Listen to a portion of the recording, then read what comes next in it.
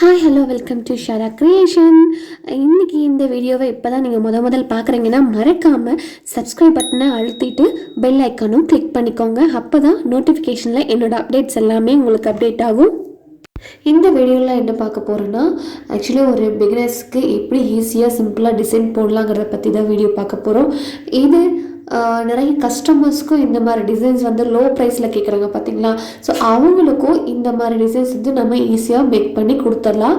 கஸ்டமரும் கம்ஃபர்டபுளாக ஃபீல் பண்ணுவாங்க. ஆக்சுவலி இந்த டிசைன்ஸ் பார்த்தீங்கன்னா பிகினருக்கு ரொம்பவுமே ஈஸியான ஒரு டிசைன். ஸோ சீக்கிரம் லேர்ன் பண்ணிக்கலாம். வாங்க வீடியோக்குள்ளே போகலாம் எப்படி போடுறது பற்றி. ஆக்சுவலி இது பார்த்தீங்கன்னா நம்ம லைன் கீழே இருக்க டூல் பார் யூஸ் பண்ணி நம்ம அதாவது அதோட ப்ளவுஸோட ஃபஸ்ட்டு ஷேஃபை நம்ம வரைஞ்சிக்கலாம். நீங்கள் வந்து மெஷர்மெண்ட் படி நீங்கள் வரையணும்னு பார்த்தீங்கன்னா நான் நெக்ஸ்ட் வீடியோவில் சொல்லித்தரேன் எப்படி மெஷர்மெண்ட் படி வச்சு வரையணும் அப்படிங்கிறது. இப்போ ஒரு அப்ராக்சிமேட்டான ஒரு சைஸில் நான் வந்து வைக்கிறேன். நீங்களும் அப்ராக்சிமேட் ஃபஸ்ட்டு நீங்கள் வச்சு பார்த்துட்டு நெக்ஸ்ட்டு வந்து நீங்கள் மெஷர்மெண்ட் பண்ணி நீங்கள் வச்சுக்கலாம். ஸோ நான் அந்த டூல் பாரை வச்சு ஷேஃபை வரைஞ்சிக்கலாம். யூ ஷேஃப் ஆகட்டும், பாஸ் ஷேஃப் ஆகட்டும். சிம்பிளாக நீங்கள் டிசைன் போடுறீங்கன்னா மேக்ஸிமம் யூவும் பாவும் மட்டும்தான் போடுவாங்க. மற்ற எக்ஸ்ட்ராஸ் வந்து டிசைன் பேக் டிசைன் கொடுக்கணுன்னா கொஞ்சம் ஹெவி டிசைன்ஸ் இன்னும் கொஞ்சம் டிசைன்ஸ் எல்லாம் எக்ஸ்பெக்ட் பண்ணுவாங்க கஸ்டமர்ஸ். ஸோ நம்ம வந்து என்ன பண்ண போகிறோன்னா இப்போ சிம்பிளாக போகிறதுனால நம்ம யூவை வச்சும் நம்ம போட்டுக்கலாம். ஸோ பா வச்சும் போட்டுக்கலாம். நான் உங்களுக்கு யூ வச்சு எப்படி பண்ணுறதுன்னு சொல்லி காட்ட போகிறேன். நான் வந்து அந்த டூல் பாரை வச்சு நான் அந்த ஷேஃபை நான் வரைஞ்சிக்கிட்டேன். நீங்கள் வந்து ரீஷேப் கொடுத்துக்கோங்க. ஷேஃப் கரெக்டாக வரலைன்னா ரீஷேப் கொடுத்தீங்கன்னா உங்களுக்கு கரெக்டாக ரீஷேஃபில் நம்ம கரெக்ஷன் பண்ணிக்கலாம். டிசைன் ஆகட்டும், ஸோ இந்த டூல் பாரில் ஆகட்டும், எதாக இருந்தாலும் நம்ம ரீஷேப் வச்சு நம்ம கரெக்ஷன் பண்ணிக்கலாம். கரெக்ஷன் பண்ணதுக்கப்புறம் பார்த்திங்கன்னா நம்ம சிம்பிளாக போடுறதுனால நமக்கு டிசைன்ஸ் வந்து அவ்வளோக்கா நமக்கு தேவைப்படாது. அவ்வளோ ஸ்டிச்சஸ் எல்லாம் நம்ம யூஸ் பண்ண மாட்டோம். மேக்ஸிமம் இதில் என்ன ஸ்டிச்சுனா சாட்டினும் ரன்னும் மட்டும்தான் யூஸ் பண்ண போகிறோம். இந்த 2 டூல் பார் வச்சு மட்டும்தான் நம்ம யூஸ் பண்ண போகிறோம். அது எப்படி யூஸ் பண்ணலாங்கிறது பாருங்கள்.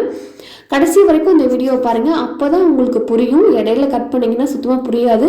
இது வந்து நம்ம பிகினர்ஸ்க்கு வந்து ரொம்பவே ஈஸியாக லேர்ன் பண்ணுறதுக்கு ரொம்பவே ஈஸியாகவே இருக்கும். இதில் பார்த்தீங்கன்னா கிரிட் யூஸ் பண்ணிக்கோங்க. கிரிட் யூஸ் பண்ணிங்கன்னா உங்களுக்கு கம்ஃபர்டபுளாக இருக்கும். அதாவது இந்த ஷேப்ஸ் யூஸ் பண்ணுறதுக்கு கிரிட் யூஸ் பண்ணிங்கன்னா யூஸாக இருக்கும். நீங்கள் கடைசி வரைக்கும் நீங்கள் கிரிட் எடுத்து விடாமல் இருந்தாலும் உங்களுக்கு ஓகேவாக இருக்கும். மெஷர்மெண்ட் வந்து ஓகேவாக இருக்கும். நீங்கள் கிரிட் வேண்டாம்னா நீங்கள் கிரிட் எடுத்துக்கலாம்.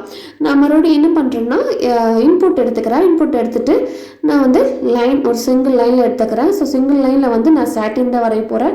ஸோ அதாவது அந்த மெஷர்மெண்ட் பண்ண லைனுக்கு ஒரு 1/4 இன்ச் விட்டு தான் நான் வந்து அந்த லைன் வந்து வரைகிறேன். ஏன்னா நம்ம ப்ளவுஸில் வந்து வரையும் போது ஸ்டிச் அடிக்கும்போது வந்து 1/4 இன்ச் நம்ம விடணும். ஏன்னா அவங்க வந்து மடித்து தைக்கிறதுக்காக அந்த அளவு கேட்பாங்க. அப்போ தான் அந்த டிசைன் பேக் சைடில் நமக்கு பர்ஃபெக்டாக அந்த ஷேஃபில் போய் உட்காரும்.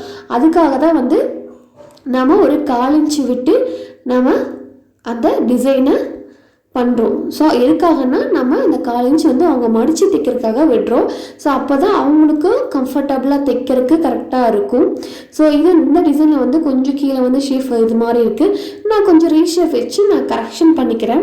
ரீஷேப் வச்சு கரெக்ஷன் பண்ணதுக்கப்புறம் பார்த்தீங்கன்னா கரெக்டாகிடும். ஸோ இதில் பார்த்தீங்கன்னா தெரியும் கரெக்டான ஒரு 1/4 இன்ச் மெஷர்மெண்ட் வந்து நான் விட்டுருக்கேங்கிறது. அடுத்ததாக பார்த்தீங்கன்னா நம்ம ஒரு ஃப்ளவர் எடுக்கணும். ஸோ அந்த ஃப்ளவர் வந்து எப்படி எடுக்கிறோன்னு சொல்லி பார்க்கலாம் வாங்க. நான் வந்து காம்ப்ளெக்ஸ் ஃபில் எடுக்க போகிறேன். காம்ப்ளெக்ஸ் ஃபில் எடுத்ததுக்கப்புறம் பார்த்திங்கன்னா பாருங்கள் இப்படி ஜூம் பண்ணி நம்ம வச்சுக்கலாம். கிரிட் யூஸ் பண்ணிக்கலாம். எந்த ஒரு டிசைன் போடும்போதும் நம்ம கிரிட் யூஸ் பண்ணோம்னா நமக்கு கரெக்டாக வரும். ஸோ மெஷர்மெண்ட் பண்ணி தான் நம்ம வைக்கணுங்கிற அவசியம் கிடையாது. கிரிட் யூஸ் பண்ணியும் நம்ம வைக்கலாம். நம்ம டிசைன் ப்ராப்பராக டிசைன் போடும்போது நமக்கு மெஷர்மெண்ட் தேவைப்படும். ஸோ ப்ராப்பர் டிசைன்ஸில் வந்து நம்ம மெஷர்மெண்ட் பண்ணி நம்ம பண்ணி வச்சுக்கலாம். நான் இப்போது கிரிட்டை யூஸ் பண்ணி வந்து நான் ஒரு சர்க்கிள் போடுறேன்.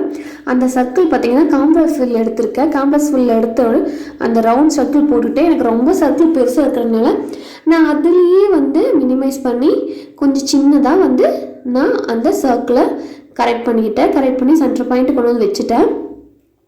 வச்சதுக்கப்புறம் பார்த்திங்கன்னா நம்ம ஸ்டிச்சஸ் எவ்வளோ வேணுமோ அவ்வளோ இதுக்கு நம்ம போட்டுக்கலாம். நான் இதோட கலரும் நான் சேஞ்ச் பண்ணிவிட்டேன் எல்லோ கலரில்.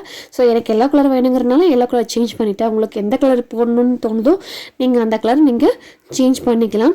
ஸோ இதை நான் சென்டர் பாயிண்டில் கொண்டு வந்து என்னோடய ஸ்டிச்சுக்கு தகுந்த மாதிரி நான் ஸ்டிச்சஸ் வந்து அளவு மாற்றிக்கிறேன்.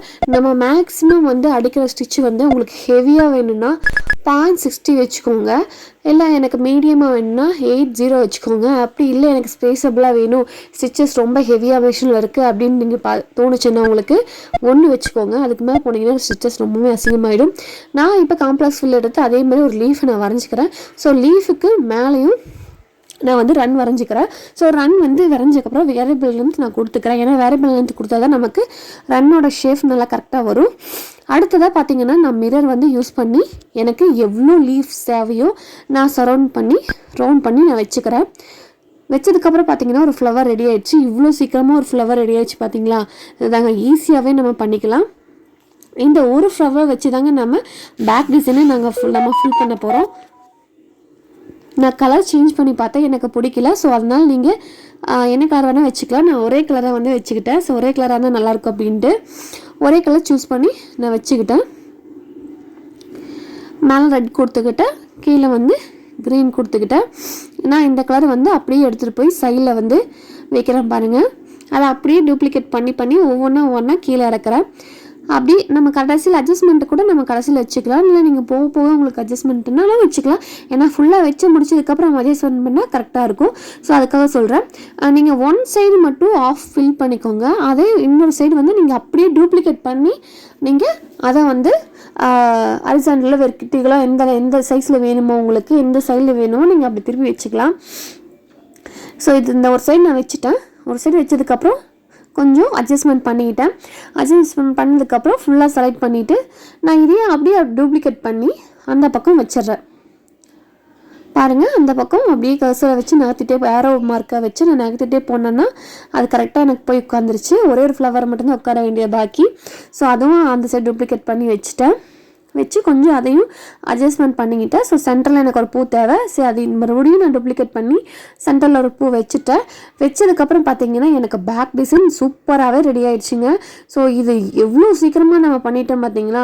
ரொம்பவே ஈஸியாக இருக்கும். நான் அதுக்கப்புறம் பார்த்தீங்கன்னா அந்த க்ரீனுக்கு மேலே ஒரு ரன்னில் நான் அதையே டூப்ளிகேட் பண்ணி ரன் கொடுத்துட்டேன்னா அதே ஆட்டோமேட்டிக்காக ரன் ஆகிடும். ஸோ அந்த ரன் வந்து அவுட்லைனு. ஸோ அவுட்லைன் வந்து நான் ரெட்டில் கொடுத்துட்டேன். கொடுத்தா தான் நம்மளுக்கு அந்த லுக் நல்லாயிருக்கும். இந்த டிசைன் பார்த்திங்கன்னா மோஸ்ட்லி ரொம்பவுமே ஈஸியான ஒரு டிசைனும் கூட. கட் காப்பி பேஸ்ட் எப்படி பண்ணுறதுங்கிறத நான் டிஸ்கிரிப்ஷனில் கொடுக்குறேன். ஆல்ரெடி உங்களுக்கு சொல்லி காட்டியிருக்கேன், எப்படி டிஸ்கிரிப்ஷனில் வந்து கொடுக்க போகிறேன். நீங்கள் அதை பார்த்து தெரிஞ்சுக்கோங்க.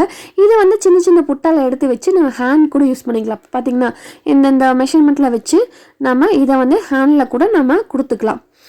நான் அடுத்த கிளாஸில் ஒரு இன்ட்ரெஸ்டிங்கான வீடியோவை நான் கொண்டு வரேன். Thank you friends.